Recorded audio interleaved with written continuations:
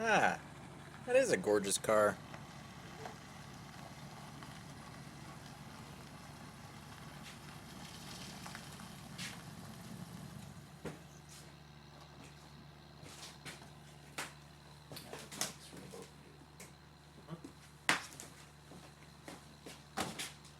Jerry. Figured we'd film the car coming up since the car's the star part of what we're doing. Okay. He's gonna get us mics. The car is a star. So you know type A, type B, internal, external grounding. You're familiar with that? Right. And a lot of people don't use the Type A, Type B. Some say Some do, industrial, some say heavy duty, light duty. There's several different ideas on how to describe them. I found internal, external, and heavy duty. Yeah, and there's Industrial. the one which is. Are we on yet? Oh yeah. Yeah. Okay. Good. There's the one that uses 2 wires too. Yeah. Okay. So in the diagram of internal versus external grounding, Sure. they both showed only 2 wires coming out of the generator. Right. And And that's the thing. We don't know what your generator is. So Yeah. we're going to do a little experimenting to figure out what your generator is first. Yes. Before we even deal with the... And part of it, I was kind of wondering, I've seen this many times.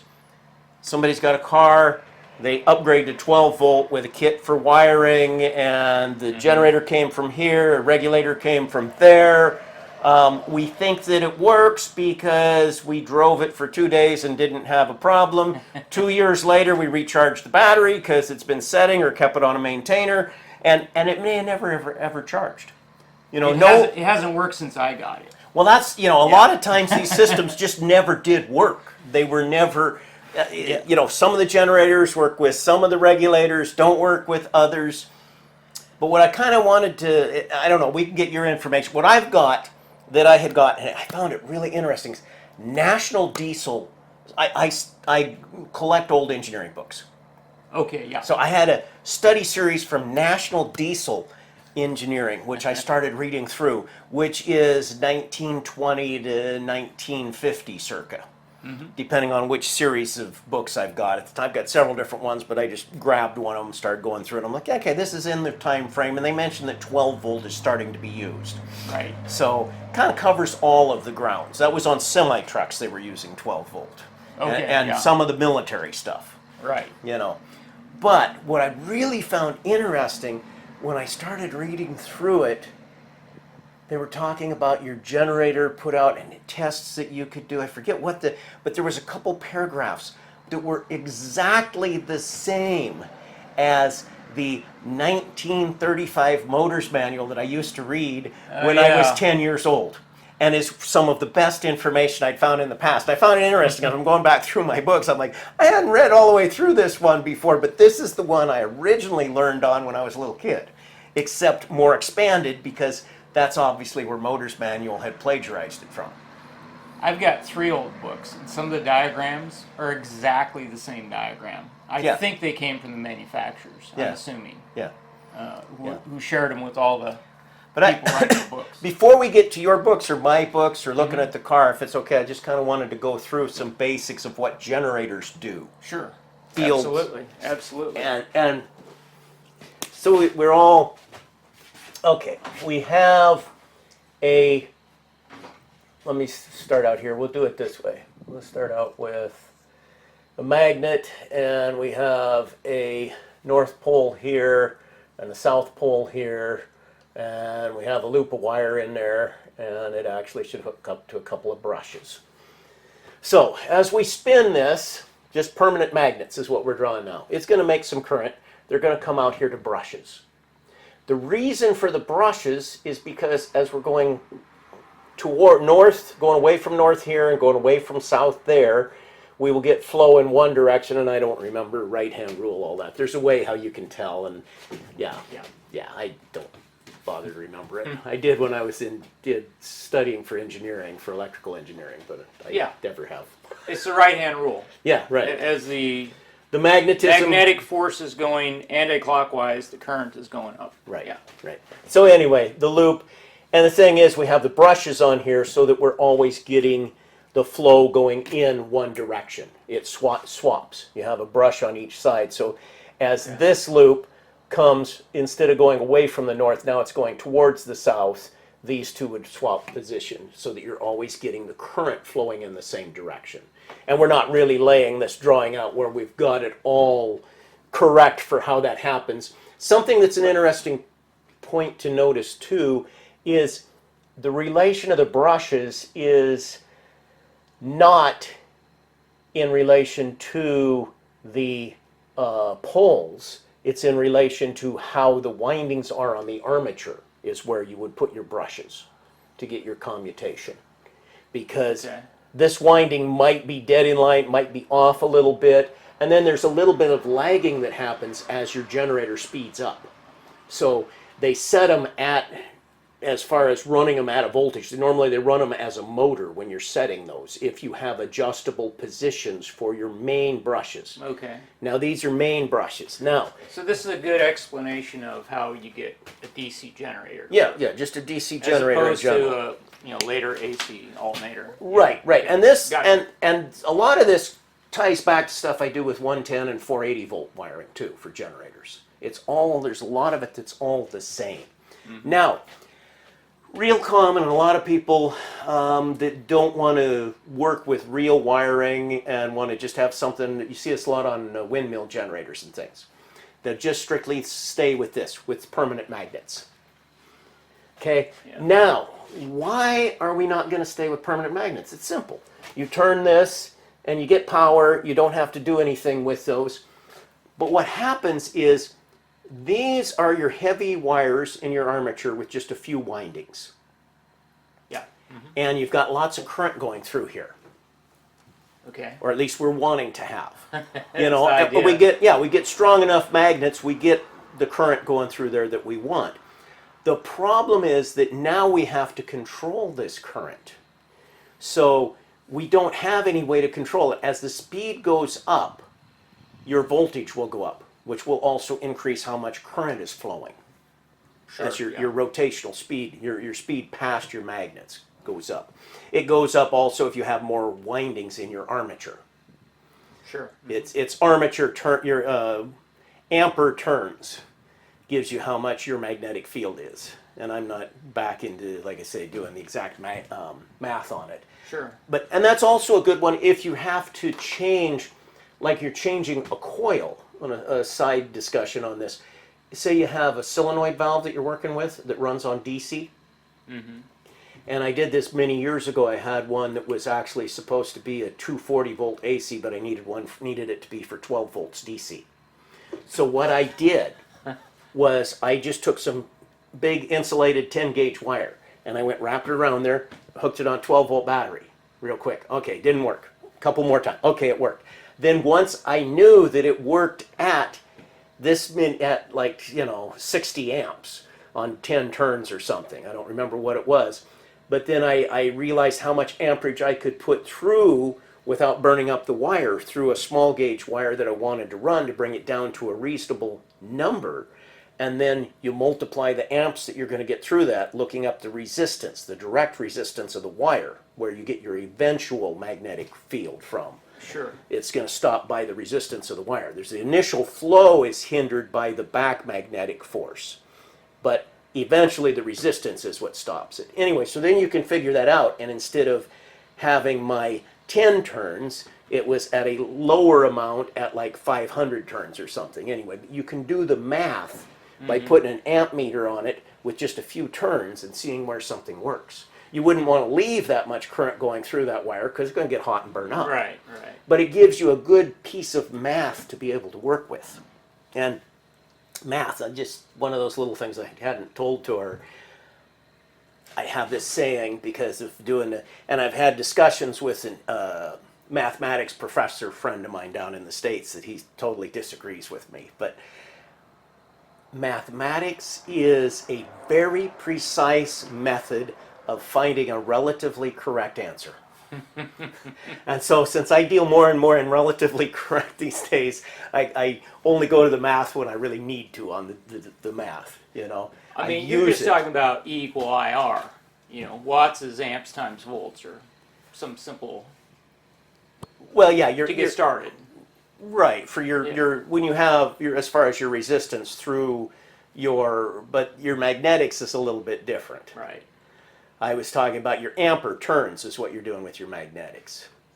Right. And so if you can't get enough amps through a wire, then you need more turns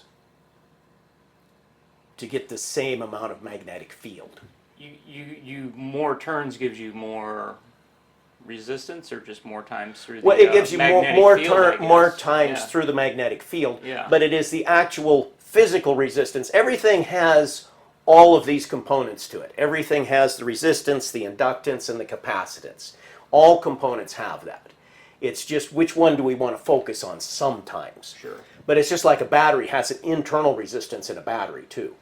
It's not just a storage device that allows you to have this kind of, there's a resistance inside of it. So when you make a circuit with something that's actually, you have to, if we're doing real math, we have to figure the resistance that's inside the battery as being in series with the light, the heater, whatever we're running. The circuit, yeah. Yeah, so there's a lot of little things when we get down to the specifics. I'm just trying to keep it more general as to what is going on, but it's still good to know generally how things change. And your wire, if we're just strictly a wire and we're going around a coil, the magnetism will build up to where it overcomes, it's going to take longer if we're building up more of a magnetism with less to push it. But it will eventually get there with multiple wraps. What will stop is the actual resistance in that wire is what will really stop it from going in at the end. Mm-hmm. Okay. So that's like the 10 gauge wire that I was starting with. You put it on a battery, there isn't much stopping it. There's not much resistance in that wire, but we don't want that much amperage going through. So you start figuring out a smaller wire and how much length is going to give us resistance to bring the amperage down to a reasonable level, and how many winds, and you kind of play with it and there. Still have enough magnetism to move the plunger. Right, you're going to have the magnetism because you're going to have more winds. Right. At a much lower amperage. Sure, okay. And you could also do it just strictly trial and error, but it gets you closer. And you're going to have some things that are not going to be exactly per what, and part of where I had my argument with my discussion with my friend years ago was talking about, he knew exactly that, Einstein's law for gravitational pull with all the constants, everything is exact. And I said, it's an approximation. It's an approximation. It gets you somewhere in there. Well, it was good enough to get us up on the moon. It was, we did that with Newtonian physics even. It got us here, it did this. Yes, it's a good approximation. It's not exact. We use things like the square root of -1. We use the square root of 2, which you can prove you can't write it down, and yet we come up with an absolute number for it. No, it gets us close, and close enough is good, but sometimes we also worry about it too much. If all we can go and buy is an 8-inch high I-beam, because that's all they have in town, what do we care about other pieces of stock? We decide whether we want 1 I-beam or 2 I-beams, keeping it simple. Anyway, so the reason why we go to the next point on this instead of having the north and south is so that we don't have to have just say it's a 20 amp generator and we have to control 20 amps coming out of this. So what we'd have in reality to reliably have 20 amps coming out of it is a generator in our average running range that would like to put out maybe 30 volts or something, so that we know we have the 20 available, but we're going to have to put a resistance in here to knock that down to charge our battery and not fry it. So it becomes a real problem. Or we have to always run the engine at exactly this speed to get that amount. So you're talking about resistance to regulate the voltage. To regulate the output. Yeah. If you had just a permanent magnet on there. So what we do, we'll go ahead and step this up to the next stage. What we do instead of having is we have a coil, field coils on each side, instead of having a permanent magnet in there. The reason we have the field coils is now we can hook our brushes directly up. We put one of them onto ground, and we can put the other one onto our battery, which we're doing negative ground. What am I saying here? I think right, yeah.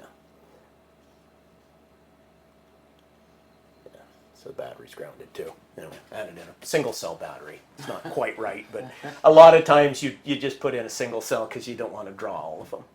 Yeah, So I like it. So anyway, so now we have, and what we use to control this is we use our field coils. And so by putting more or less, because these field coils, and this same thing works with an alternator too. It's the same idea, except it's reversed on an alternator. Well, let's get on to what we're doing here for a second with the coils. Okay, so what we're going to do, let's just say, for instance, that we ground one of these. And there's different layouts for this. And then we come over to the other side.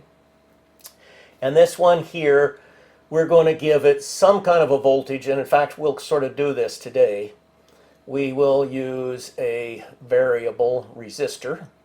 Great. That we drew up more here as a diagram than as a actual schematic, but that's okay. So we're going to vary how much voltage we hook to it, and let's see, we're going to go more to that way, so we're going to start with it down, and we're just going to label this side B+, because we can also cheat and do that. We call this B+ on our diagram. We're going to say we got 12 volts over here, so we label it. And this will allow us to change how much field we've got. And that's what we'll do in part of our testing here, if we have it grounded.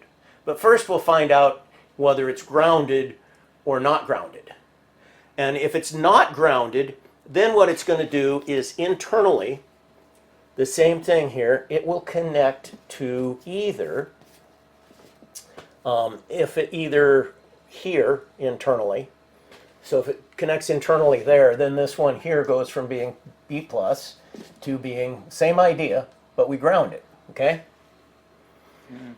Now, there's another version that they do on this, and this was common on, I was surprised that actually Packard's, Silver Ghosts, Arrows, all the fancy cars even did it way back, which surprised me to find out. I thought that it would be more of, because Ford really used it.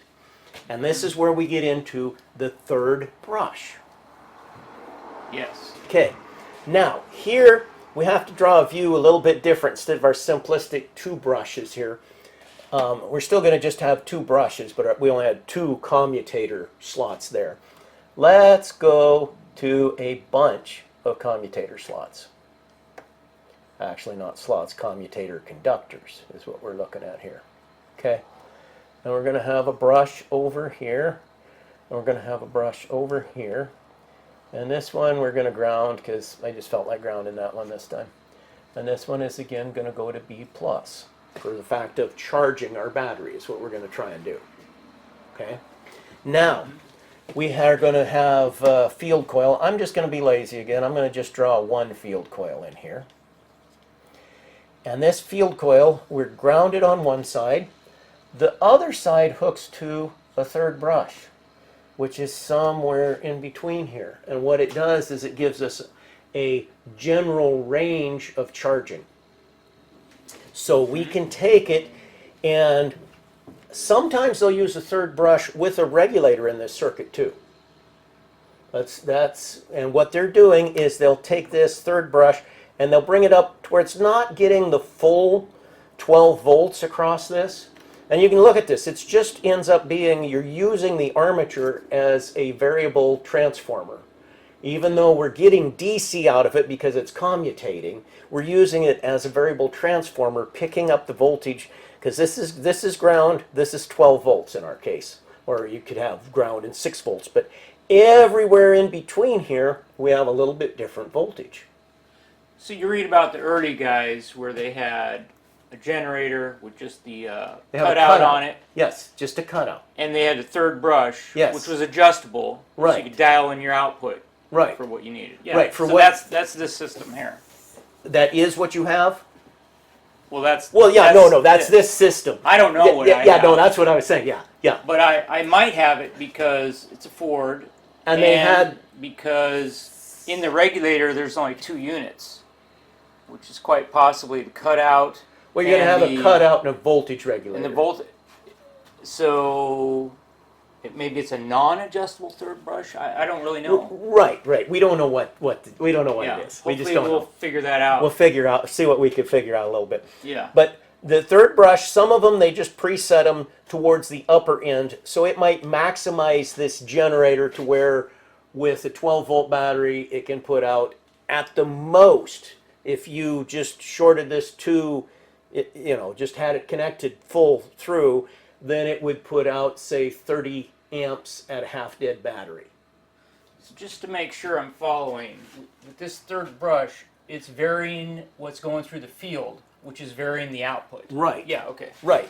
Yeah, I got it. The more that we move it. Yeah. And on a lot of them, they had a fixed third brush, which is just fixed in relation to these, and then it would work with a regulator. And when you do that, your third brush is over here, and then you have a regulator that comes in between ground. And what that does is it allows you to disconnect or add extra resistance in here so that you can get less output, but it makes it to where you cannot ever get too much output and burn up the generator. Where with the original, what you would have had on your 37 would have been just strictly a cutout and it would have been just one unit, just a cutout relay only. Yeah. And it would have been an adjustable third brush. Right. And then you would have decided, I come out of a garage most of the time, daylight driving, you'd be over here somewhere, close to the middle. Right. Or you're like, no, I'm driving, I'm turning the lights on all the time, I don't have a way to charge the battery at home, I'm not going to bother with that, and you're going to be up here closer to the full charge. The original spec in the book for 37 is less than 20 amps. Yeah. It's like, 17, 18, 19 amps. Sure. Sure. Which, I mean, the ignition system and the brake lights,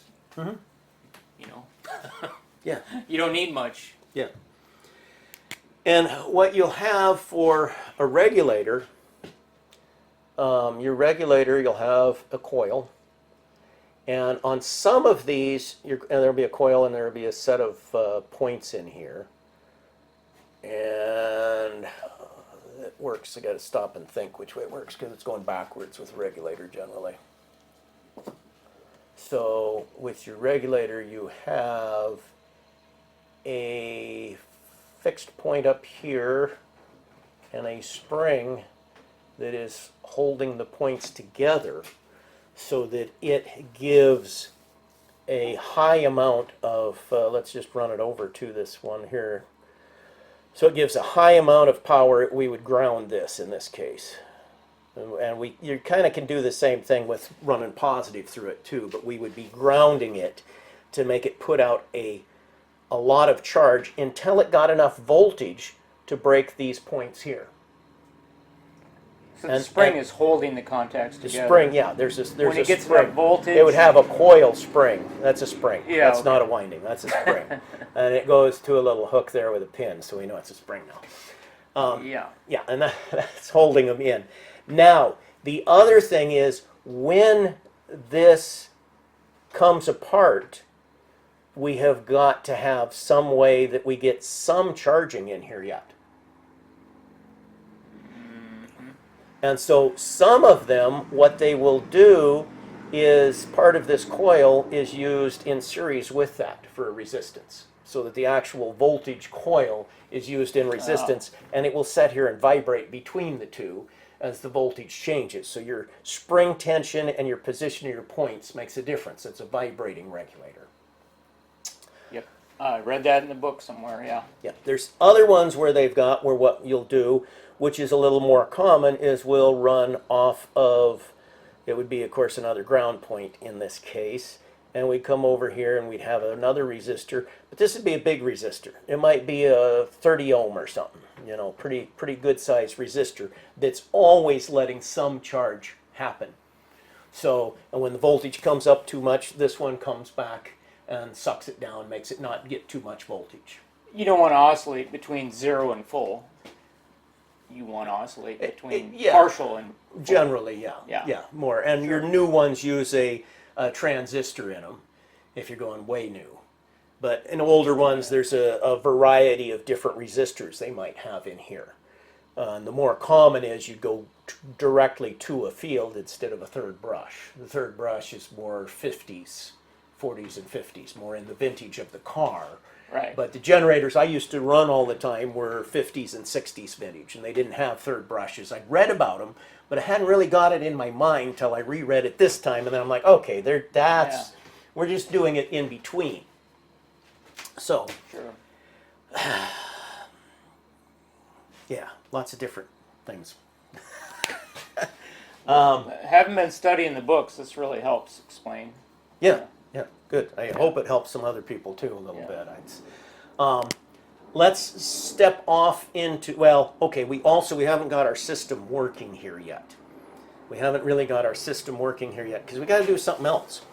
We also have a point where if this is just hooked up to the battery, when things are running too slow, even with this trying to give it full field, it's not able to get enough voltage. So this is going to end up acting like a motor instead of a generator. Draining the battery. Draining the Yeah. battery, actually. Yeah.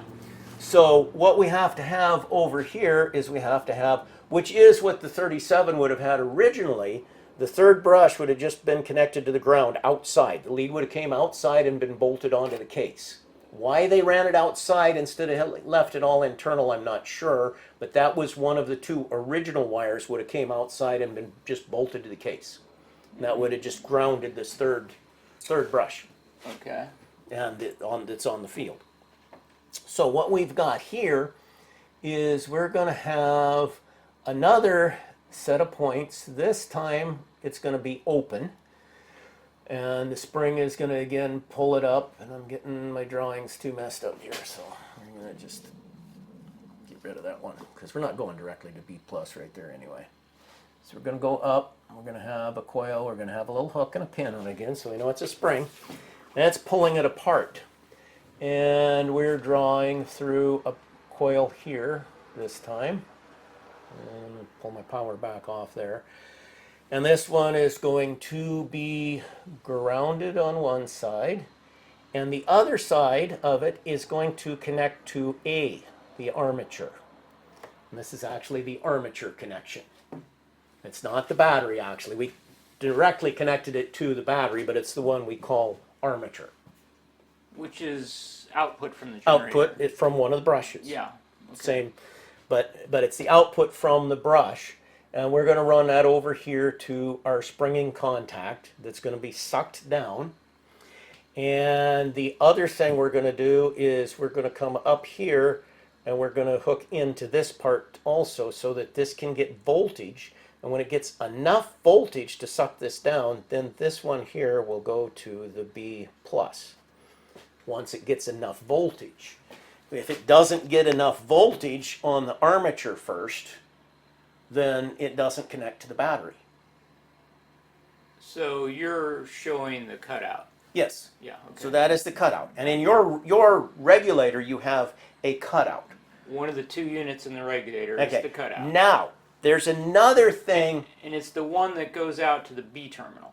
Yeah, to the battery. Right. Battery. So we can tell which one in there is the cutout because it's the one Sure. connected to the Sure. B And neither of them were doing anything the other day because we had zero output. Yeah. And we don't know. We could be, not knowing whether this is grounded or supplied by a brush or what. We could possibly be polarizing it backwards too.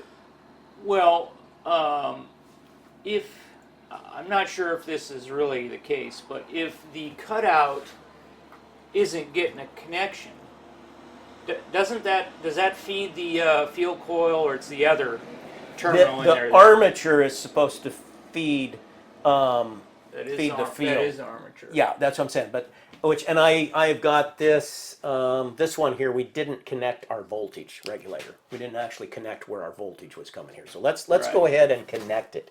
So we'll take this side here. We'll put it to ground, and we'll bring this one all the way over to here. And again, it should go to armature.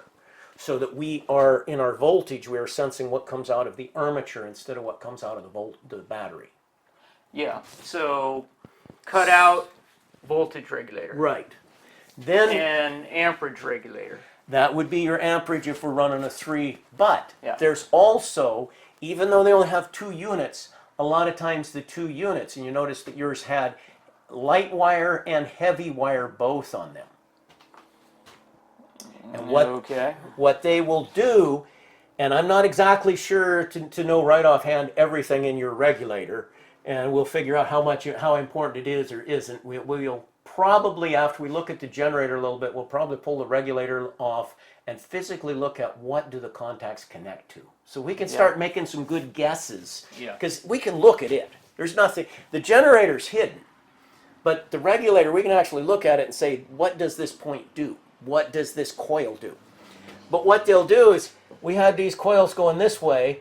Well, they'll take and put some heavy coils in the other direction, and they will run, I'm not going to draw it because it gets too confusing, but they'll run all of the charge current going out of, well, actually it isn't that confusing.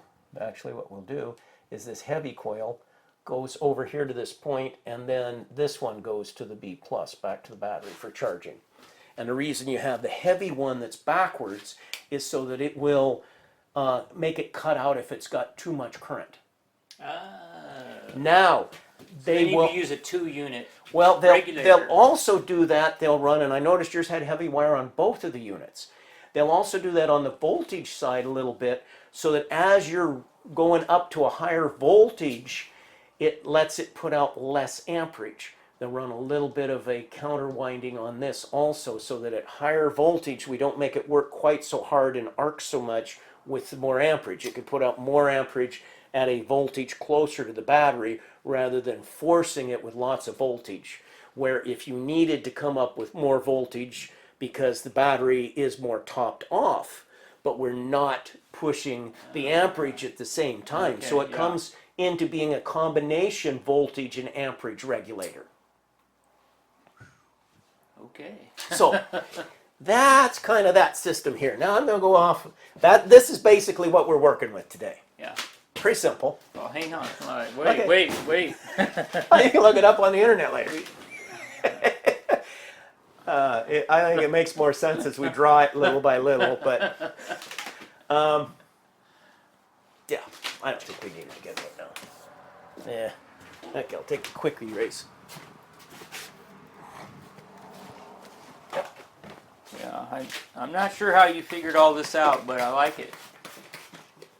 I had it figured out before, except for the third brush was the one that I didn't know before. But it's been, I used to just read these books as a kid all the time, and it was, I didn't have anything else.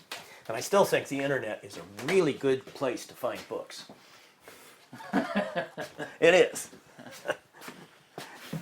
You don't get to read them on the internet when you're talking the really good old ones. You got to go actually buy the book. Like National Diesel Schools. What's his name? There's an electrical, Cook's Electrical. It's a book on electrical stuff. 1895, 1910. They're explaining stuff to you. I brought 3 old books. You're going to like them. Okay. And one of them I just picked up at the Airheads meeting down at the Howling Dog. Yeah. Someone gave Ralph a bunch of old books, and he said, just take whatever Sure. you want. And one of them was on old automotive electrical. Okay, so now let's turn things inside out for a second. We're going to have a coil of wire that we're going to rotate it around. And we're going to put a slip ring here, and I'm going to make it simple. We're going to put a slip ring up above, put a brush on this one, put a brush on this one, and we're going to feed our field current to this as it spins around. Now we're making an alternator. And then what we're going to have out here, and I'm going to draw them, I'll draw them this way. We're going to have a coil and a coil. And we'll put another coil there, because basically we're making 3-phase. This is what we're doing in our alternator. So this has got a magnetism. It's spinning around inside of all these coils. It actually would be spinning this way, but I didn't draw the brushes that way. But we use the same kind of voltage regulation to get the voltage output on this. But then what we do is, on the outside of these, we put check valves in here. And check valve for electricity This is why there's 3 diodes There's in a an diode. alternator. Yeah. that's why there's 6.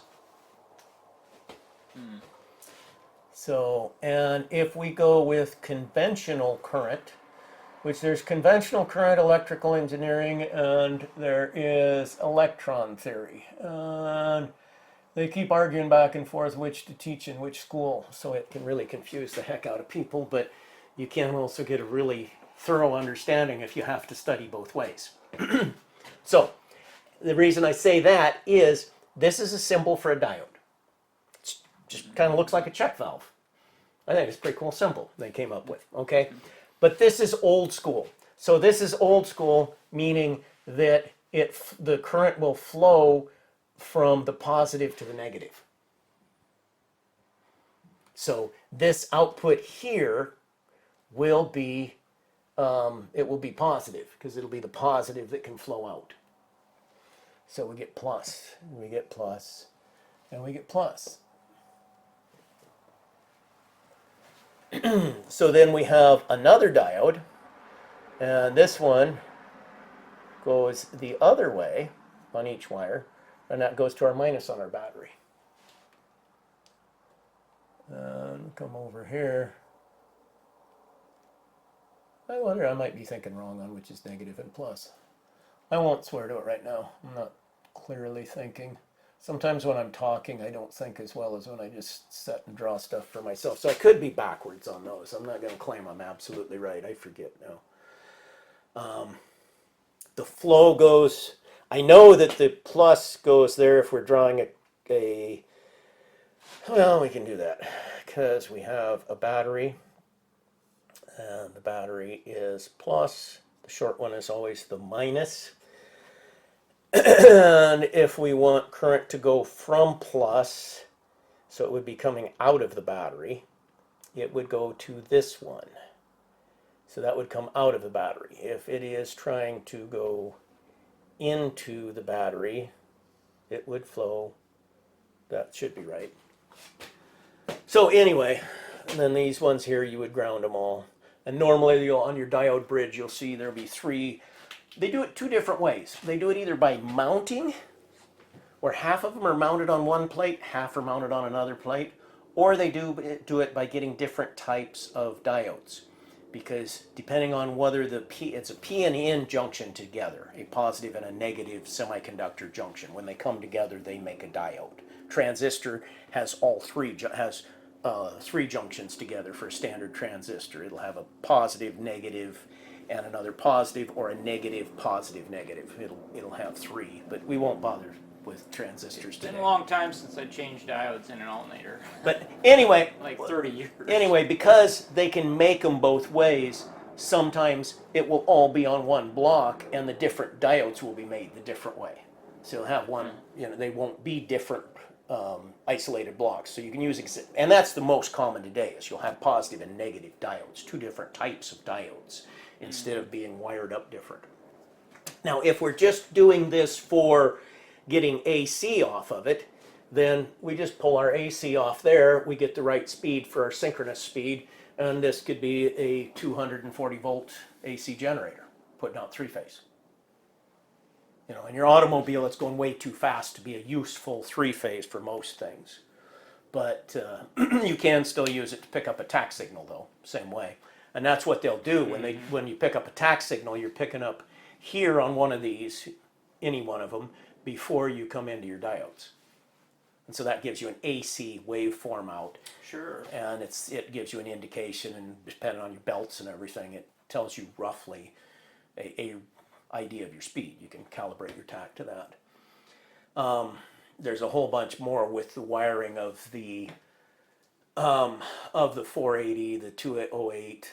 I don't think I did do one on how the layout on that was yet. I don't think on any of this. No, I did the one talking about the transformer, but I don't think I did the one breaking down why the wires are numbered the way they are on a 12 lead. You're not doing stuff with 480. You don't really care about that today, do you? No 480 for me. It works way funner. But the big point is the idea of the field, a small amount of amperage being the control. That was the main thing I was wanting to get at. It's the same idea on an alternator. An alternator voltage regulator would actually work as far as regulating the voltage. Now, it's not going to stop too much current if you have too much current coming out. You can possibly overwork your generator yet because there's no current limiting there. And I don't really understand why the alternator, they always say they're natively self-regulating on current according to the winding size and the diode size. And I don't fully understand that because I know if I take a diode and use it as a component and I push too much through it, it just fries.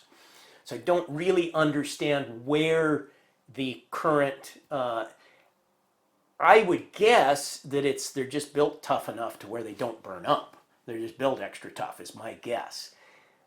Yeah. But I don't know. I don't know. But they say that anyway, that's why there's no current regulating.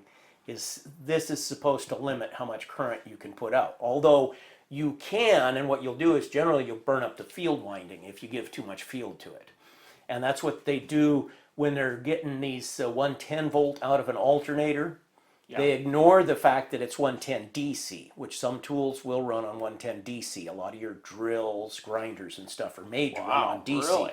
The reason they're made to run on DC is because years ago, all of the welders that had DC plugs on them, and this is right up into the 90s, there's a mix. The mix comes in the 70s. So 70s to 90s, you can have AC or DC, either one on the power on your welder.